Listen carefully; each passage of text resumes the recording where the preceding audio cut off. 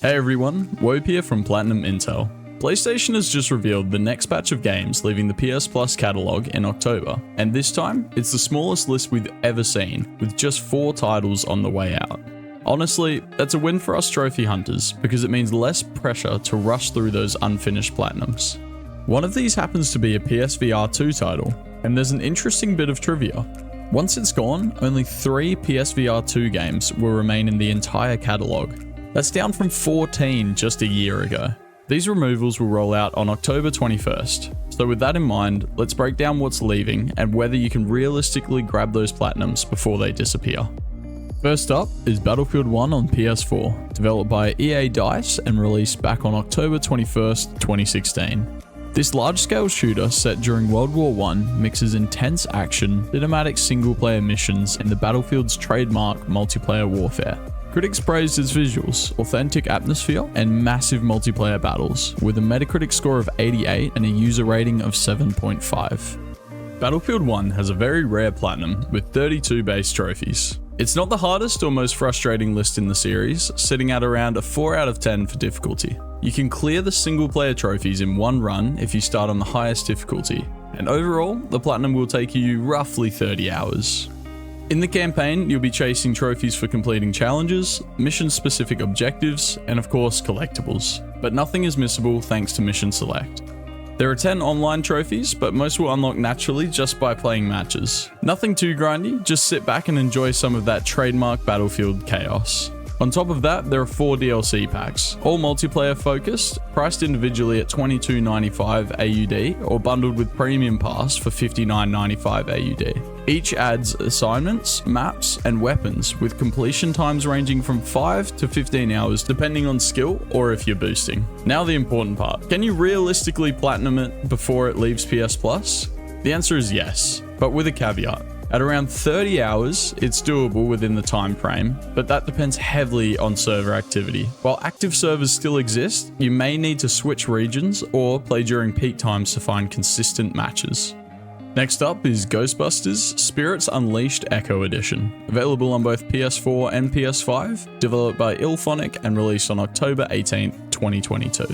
This is an asymmetrical multiplayer shooter where you play as either the Ghostbusters or the Ghost itself. The interesting part is that you can actually play the entire game solo with AI if you prefer. Critics gave it mixed reviews, praising the fun theme and faithful Ghostbusters feel, criticizing the repetitiveness. It holds a Metacritic score of 68 with a user rating of 7.7. Spirits Unleashed features a total of 52 trophies, with a very rare platinum. Difficulty sits at a 3 out of 10, and you're looking at roughly 20 hours across several multiplayer sessions, whether solo with AI or online with others.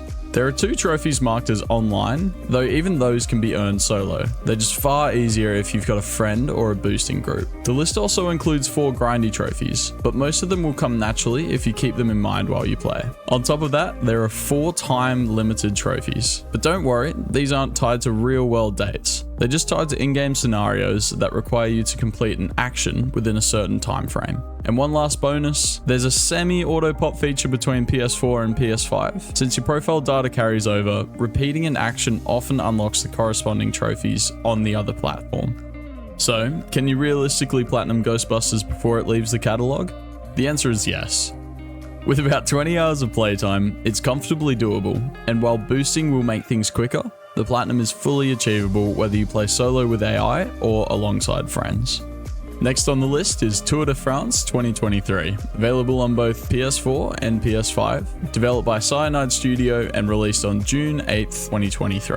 As the name suggests, this is a cycling simulator where you compete in the legendary race and manage your stamina, tactics, and positioning across long stages. Critics felt it was a decent entry for cycling fans, praising the realistic mechanics, but many noted the gameplay can feel repetitive. It currently holds a Metacritic score of 73, but the user rating is much lower at a 3.5, reflecting a pretty divided player base. Tour de France 2023. Tour de France 2023 features 44 trophies in total, with a very rare platinum. Difficulty sits at a 3 out of 10, and you'll need several playthroughs or event runs, clocking in at roughly 10 hours or more to get everything done. The list is straightforward with no collectibles, no missables, and no buggy trophies to worry about. There are a few difficulty related trophies, but nothing too punishing overall. Importantly, there are no online trophies, so the entire list can be completed offline.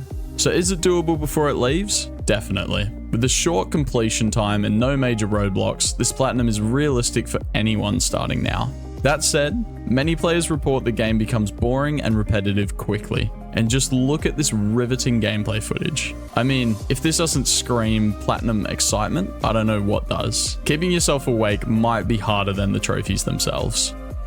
The final game leaving this month is The Last Clockwinder, available on PS5 with PSVR 2, developed by Pontoko and released on February 22nd, 2023.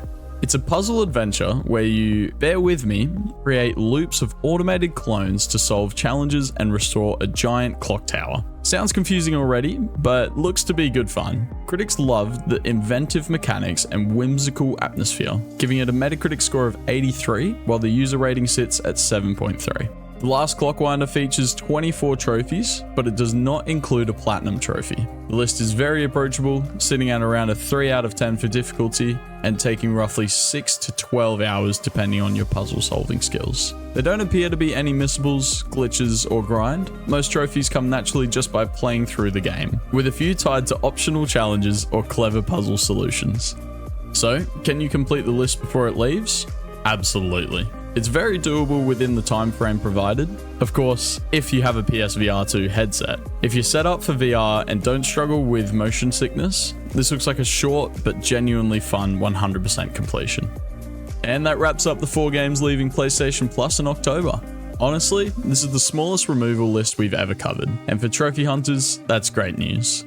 Battlefield 1 and Ghostbusters both give you a realistic shot at the platinum if you start soon. Tour de France is short but a little repetitive, and The Last Clockwinder offers a fun 100% completion for those with a PSVR 2 headset. So whether you want to clear it off your backlog before it leaves, or you're just looking for a good game to try before it's too late, you've got some options this month, and all of them are doable in the time remaining. If you found this breakdown helpful, be sure to like the video and subscribe for more monthly PS Plus trophy guides. And of course, let us know in the comments which of these you will be tackling before they're gone. Good hunting out there, legends, and we'll see you in the next one.